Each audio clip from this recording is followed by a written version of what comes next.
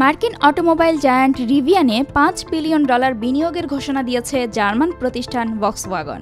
এর মধ্যে প্রথম দফায় বৈদ্যুতিক ট্রাক এবং স্পোর্টস ইউটিলিটি ভেহিকল প্রকল্পে বিনিয়োগ করা হবে $100 কোটি।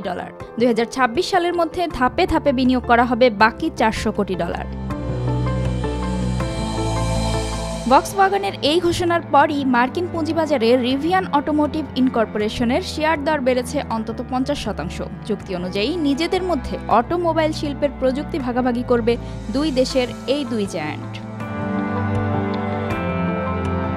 চীনের বৈদ্যুতিক গাড়ি আমদানিতে পশ্চিমা দেশগুলোর অতিরিক্ত শুল্কারোপ পদক্ষেপের মধ্যে এই চুক্তি করল তারা। এর মাধ্যমে বৈদ্যুতিক গাড়ি প্রস্তুতকারকদের মধ্যে প্রতিযোগিতা তীব্র হবে বলে জানান বিশ্লেষকরা। প্রতিষ্ঠার পর 1.5 দশকে একবারও মুনাফার মুখ দেখেনি মার্কিন অটোমোবাইল জায়ান্ট রিভিয়ান। 2024 সালের প্রথম প্রান্তিকে $140 কোটি লোকসান গুনেছে প্রতিষ্ঠানটি। অন্যদিকে বৈশ্বিক অটোমোবাইল বাজারে বড় অংশীদার হলেও বৈদ্যুতিক পরিবহন প্রকল্পে যুক্তরাষ্ট্রের টেসলা এবং চীনের BYDর তুলনায় অনেক পিছিয়ে ভক্সওয়াগন। বৃহৎ কর্পোরেট জায়ান্টদের সঙ্গে প্রতিযোগিতায় টিকতে পারছে না নতুন স্টার্টআপগুলোও। দুই প্রতিষ্ঠানের এমন পৃথক পৃথক সমস্যার সমাধান মিলতে পারে যৌথ বিনিয়োগে।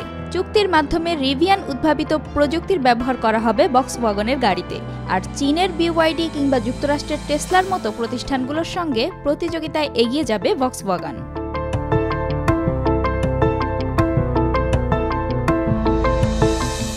জার্মান প্রতিষ্ঠান ভক্সওয়াগনের যাত্রা শুরু 1937 সালে, যেখানে কাজ করছেন 6,75,000-এর বেশি মানুষ।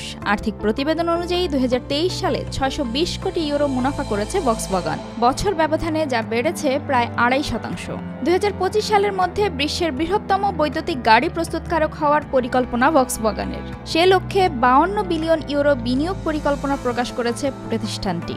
এর মধ্যে রয়েছে ঘণ্টায় 6 গিগাওয়াট ক্ষমতা সম্পন্ন ব্যাটারি সেল উৎপাদন এবং 18,000 চার্জিং স্টেশন স্থাপনের মাধ্যমে নিজস্ব চার্জিং নেটওয়ার্ক তৈরি প্রকল্পের বিনিয়োগ।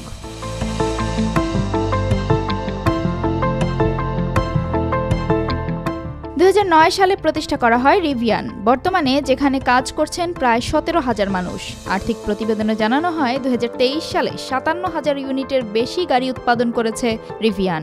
গেল বছরে $443 কোটি আয়ের পরও প্রতিষ্ঠানটি লোকসান গুনেছে $540 কোটি।